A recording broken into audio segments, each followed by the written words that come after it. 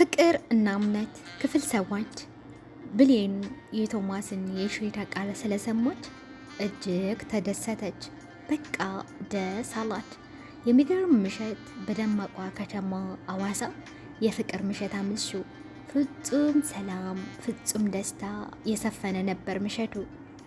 ቶማስ ብሌንም ሁሌም ያስደስታታል።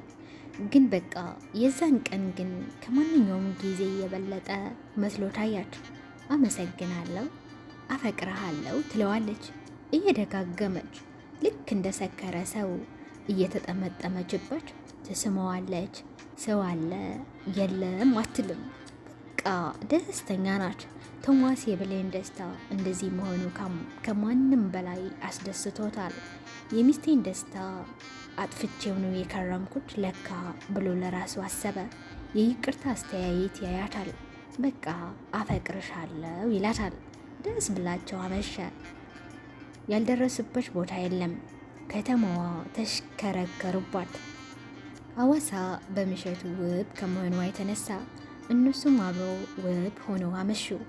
ከዙረት መልስ ቅዱስ ገብርኤልን ቤተ ክርስቲያን ተሳልሞ ወደ መኝታ ክላሳቸው አመሩ። ሁለቱንም በጣም ደክሟቸው ደስታን በውስጣቸው ሰፍነዋል። በማግስቱ ጠዋት ሁለቱንም ተነስተው ቁርስም በሉ። ወደ አዲስ አበባ መመለስ ስለነበራቸው እቃቸውን ሰበስበው ደህና ሁኚ ውቢቷ ሐዋሳ ብለው መንገዳቸውን ጀመሩ። ብሌን ደርሳ ልምምድ እስከምትጀምር ለስራ ጓደኞቿም እስክትነግራቸው ቸኩላለች። በደስታ እየሳቁ እየዘፈኑ ጉዛቸውን ቀጠሉ። ብሌን እና ቶማስ አዲስ አበባ ደረሱ። እቤት ደርሰው ልብሳቸውን ቀይሮ ብሌን ምስራ ስትሰራ እሱ ቤቱን እያስተካከለ በፍጥነት ጨረሱ። ሻወር ወስደው ምሳውን በለው። ቶማስ ቢሮ መግባት ነበረበት። ብሌንም ልምምድ ቦታ መሄድ ፈልግ ስለነበረ በዛው አድርሰዋት እንዲሄድ ነገረችው። እሱም ሳያቅማማ እሺ አላት። ብሌን ቶማስም ተያይዞ ወጡ። ብሌን ወደ ልምምድ፣ ቶማስ ወደ ቢሮ። ቶማስን ብሌንን ልምምድ ቦታ አድርሰዋት ስትጨርስ ደውይልኝ፣ በዚህ መጥቼ አብረን ቤት እንሄዳለን አላት። በስስ አንገቷን ሳማት። ተለያዩ። ቶማስ ብሌን ከመኪና ወርዳ የልምምድ ክፍል እስከትገባ ድረስ ባይኑ ተከተላት። በቃ አንዴ እሺ ብያለው፣ ምንም የሚቀይረው ነገር አይኖርም ብሎ አሰበ። ግራ እየገባው ወደ ቢሮ አመራ። ብሌን ግን ልምምድ ክፍል እንደገባች ሰርፕራይዝ ብላ ድምጿን ከፍ አድርጋ ጮኸች። የልምምዱ ቦታ የነበሩ ጓደኞቿ ብሌንሻ በማለት በየተራ ሰላም አሏት። ደስ አላቸው መምጣቷ። ሰርፕራይዝ ስትል ግን ብዙም አልሰማዋትም ነበረ። ስለዚህ እንደ ድሮ ሰላም ልትላቸው የመጣች ስለመሰላቸው ብዙም አልተደሰቱም ነበረ። በብሌን ፊት ላይ የሚታየው የደስታ ፊት ግን ግራ አጋባቸው። ዩኒ ብሌንሻ እንዴት መጣሽ ዛሬ? ሰሞኑ ስልክሽ አይሰራም ነበረ አላት።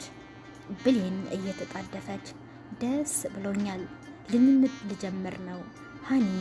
ቶማሴ ከእናንተ ጋር አብሬ መስራትና አብሬያችሁ መሆድ እንደምችል ነግሮኛል አላቻቸው። ተደሰቱ። የደስታ ጭፈራ፣ የደስታ ፍጭት፣ ደስ የሚል ጊዜ። በቃ ወደ ልምምድ አለ ዮኒ። ሁሉም ወደ ልምምዳቸው ተመለሱ። ብሌን አብራቸው መስራት ጀመረች። ብሌን ወደ ልምምድ ቦታ ሄዳ ደስታዋን ከውዝወዛ ባልደረቦቿ ጋር ከተደሰተች በኋላ ወደ ልምምድ ገቡ። በቃ ደስ በሚል ስሜት ልምምድ ማድረግ ጀመረች። የእልህ ልምምድ፣ የደስታ ልምምድ፣ ሁለቱም ስሜት ተፈራረቁባት። ስትፈልገው የነበረ እድል ስለተገኘላት፣ ቶማስም ስለፈቀደላት እሷን ለማስደሰት ፍላጎቷን ከግብ ለማድረስ በእልህ ትወዛወዛለች። ቶማስ ስለፈቀደላት ወደ ቀድሞ ማንነቷን ስለተመለሰች የደስታ ውዝዋዜ ትሰራለች። በቃ ብሌን ደስተኛ ናት። ቶማስ ወደ ስራ ቦታው ሄደ። የሚያስረክቧቸው ወረቀቶች አስረክቦ የሚፈርመው ነገር ፈርሞ ሊወጣ ስል ቶሚ የሚል ድምፅ ሰማ። ጓደኛው ነበር። ሰላም ተባብሎ የቶማስ የድካም ስሜት ከፊቱ ላይ አንብቦ የተረዳ ጓደኛው ና ሻይ ቡና እንበል ብሎ አቅራቢያቸው ወደሚገኝ ካፌ ይዞት ሄደ። የቶማስ ጓደኛ በቶማስ እንደዚህ መሆን የተገረመ የተከዘ ብቻ የተጨነቀ ይመስላል። ቶሚ በሰላም ነው? ምንድነው እንደዚህ ያደረገ? ምን ተፈጠረ ብሎ ጠየቀው። ቶማስ ዝም እንዳለ ነው። የቶማስ ጓደኛ መለስ አድርጎ ቆይ ለብሌንሻ አልፈቀድክላትም እንዴ? ምን ተፈጠረ? ሰላም አይደላችሁ? አለ በድጋሚ። አይ አለ ቶማስ ፈቅጄላታለሁ። እሱ ነው እኔን ያሳሰበኝ። እሷ የሌለችበት ቤት፣ የሌለችበት አልጋ፣ የሌለችበት ክሽን፣ እረ ስንቱ ገና ሳስበው በጭንቀት ልፈነዳ ነው። በቃ ግራ ገብቶኛል አለ በተዳከመ ድምፅና ስሜት። ቶማስ እንደዚህ መሆኑ ጓደኛውን ይበልጥ ግራ አጋባው። ቆይ ግን መፍቀድህ ስህተት ነው ብለህ ታስባለህ? አለ ጓደኛው። ፍቀድላት ስላለው እኔ ስላልኩት ይሁን የፈቀደላት እያለ እርሶ እየጠየቀ አይ ትክክለኛ ውሳኔ ነው። ዛሬ እናቴ ብሌኔን ላይ ያየሁት ደስታ በጣም ያስደስት ነበር። በቃ ደስተኛ ነች።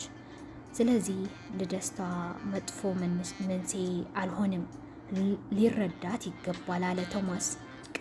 ቀጥሎ ግን አፈቅራታለሁ፣ ላጣትም አልፈልግም፣ ምናልባት ባጣትስ ብሎ ጠየቀ። ራሱ መልስ ሰጠ። አይሆንም አለ። ብሌን ልምምዷን ጨርሳ ለቶማስ ስትደውል ከልምምድ ቦታ ቶማስ በጣም ወደሚወደው አንድ ሆቴል አመራች። ሆቴሉ ደርሳ ብዙ ነገሮች ለማታ ትዕዛዝ ሰጠች። ወንበርም አሳዘች። ሰርፕራይዝ አዘጋጅታ ወደ ሌላ ካፌ አመራች። ካፌው ልምምድ ክፍላቸው አጠገብ ነው። ለቶማስ ደወለችለት። ልምምድ እንደጨረሰችና መጥቶ እንደሚወስዳት ነግራው ስልኩ ተዘጋ። ካፌ ቁጭ ብላ ማኪያቶ እየጠጣች ቶማስ ደረሰ። በቃ ደስተኛ ነበረች። ገና ስታየው ከተቀመጠችበት ተነስታ ሃኒዬ ብላ አቅፋ ሳመችው። ሁለቱንም ሰላም ተባብሎ ተቀመጠ። ቶማስ ማኪያቶ አዞ መጠጣት ጀመረ። ብሌን ቶማስ ውስጥ ጥሩ እንዳልሆነ ስለተረዳች ሂሳብ ከፍለው ወደ ቤት መሄድ እንዳለባቸው ነግራው ሂሳቡን ከፍለው ወደ ቤት ሄዱ። እቤት እንደደረሱ ቶማስ ሶፋው ላይ በቁሙ ወደቀበት። በቃ የድካም ስሜት ይታይበታል። ብሌን ቶማስን ተጠግታው ደረቱ ላይ ገደም አለች። ሃኒ አለችው ድምጿን ቀነስ አድርጋ። ምን ነው እናቴ አላት ፀጉሯን እያሸሸ። ምን ሆነህ ነው? ችግር አለ እንዴ? ለምንድን ነው የከፋ አለችው። ቶማስም ምንም እናቴ፣ ምንም አልሆንኩም፣ ስለደከመኝ ይሆናል፣ ሳርፍበት ይለቀኛል አላት። ብሌን የቶማስ መልስ አላስደሰታትም። ብቻ ግን ልታስጨንቀው አልፈለገችም። እሺ ሃኒዬ ተነስ፣ ልብሳችንን ቀይረን እራት በልተን እንምጣ አለችው። ከደረቱ ላይ ተነስታ አንገቱን በስስ እየሳመችው። ቶማስ እናቴ ዛሬ መውጣት አላስደሰተኝም፣ ይቅርብኝ፣ እዚህ ሰርተን እንብላ፣ ባይሆን እኔ እሰራለሁ ከደከመሽ አላት። ሃኒዬ አይቻልም፣ ውጭ እንድንበላ ነው የምፈልገው፣ ተነስ ብላ የግድ አስነሳችው። ልብሱም መርጣለች አለች። እሷም የሆነ የራት ቀሚስ ለብሳለች። የሚገርም ሽቶ ተርከፍክፋ ወጣች። የለበሰችው ቀሚስ እሱ ከለበሰው ጃኬት ጋር ይመሳሰላል። አምሮባቸዋል። ቶማስ ግራ ገባው። ቆይ ዛሬ ምን ተገኘ እናቴ አላት ውበቷ እያደነቀ። ምንም ሃኒ፣ አንዳንዴ ዘና እንበል ብዬ ነው አለችው። እሺ ተባብሎ ከቤት ወጡ። ቶማስ ብሌንን ወደ ልምምድ ቦታ አድርሷት ወደ ስራ መሄድ ጀመረ። ብዙ ነገሮችን እያሰበ በሀሳብ ሩቅ ቦታ ሄደዋል። ብቻ ግን ውስብስብ ስሜት ነው የሚሰማው። ድንገት የስልክ ጥሪ አርቆ ከተጓዘበት መንገድ ብንን አለ። ስልኩን አንስቶ የስቃይ ድምፅ በመደንገጥ እንደምንም ብሎ መኪናውን አቁሞ የሆነውን ነገር ጠየቀ። የብሌን ድምፅ ነበረ። ሃኒ አለችው እያለቀሰች። ቶማስ ደንግጠዋል። ምንድነው እናቴ አላት። ሃኒ ሳራ አለችው እየተረበረፈች። ምንድነው እናቴ አለ ቶማስ ግራ ተጋብቶ። ሳራ የመኪና አደጋ ደርሶባታል። ሆስፒታል እንደገባችም አሁን ደውሎ እንደነገሯትም ነገረችው። ቶማስ ደነገጠ።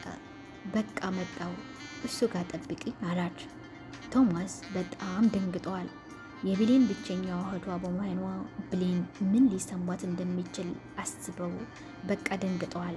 በፍጥነት ወደ ብሌን መኪናውን አንስቶ ገሰገሰ። ብሌን ኩርምት ብላ ታለቅሳለች። ቶማስ ሲደርስ ተንደርድራ ተጠመጠመችበት። እህቴ ሳራ አለችው እያለቀሰች። ቶማስ ምንም አትሆንም አይዞሽ ነይ እንሂድ ብሎ ሳራ ወደ ተኛችበት ሆስፒታል አመሩ። ብሌን ሆስፒታሉን ደርሳ እናቷና አባቷ ስታይ የበለጠ ልቧ ተሰበረ።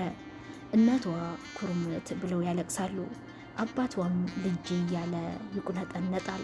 ብሌን እናቷ ላይ ተጠምጠመችባት። ስሜቷን ለመቆጣጠር እየሞከረች እናቷን ማጽናናት ጀመረች። ምንም አትሆንም እሺማ ተረጋጊ አለቻት። ተነስታ አባቷም አባ ሳራ ምንም አትሆንም እሺ አለችው ስሜቷን ዋጥ አድርጋ። ብሌን መለስ ብላ ቶማስን አቀፈችው። ስቅስቅ ብላ ማለቀሰች። አይዞሽ እናቴ ተረጋጊ አላት። ሳራ ኦፕሬሽን ክፍል ስለሆነች በር ላይ ቆመው ስለ ሳራ የጤና ሁኔታ የሚነግራቸውን ዶክተር እየተጠባበቁ ነው። ሁሉንም ተጨንቀዋል። በየፊናቸው ይንጓራደዳሉ። ድንገት አንድ ዶክተር ከኦፕሬሽን ክፍል ወጣ። ብሌን ተንደርድራ ሄደች። እህቴ እንዴት ናት አለችው የዶክተሩ አይኑን እያየች። ዶክተሩም ፈገግ ብሎ ደህና ናት፣ ሁሉንም ነገር አድርገንላታል። ከትንሽ ደቂቃዎች በኋላ ወደ አልጋ ክፍል እንወስዳታለን አላቸው። ሁሉንም ተቃቅፎ የደስታ እንባ ተላቀሱ።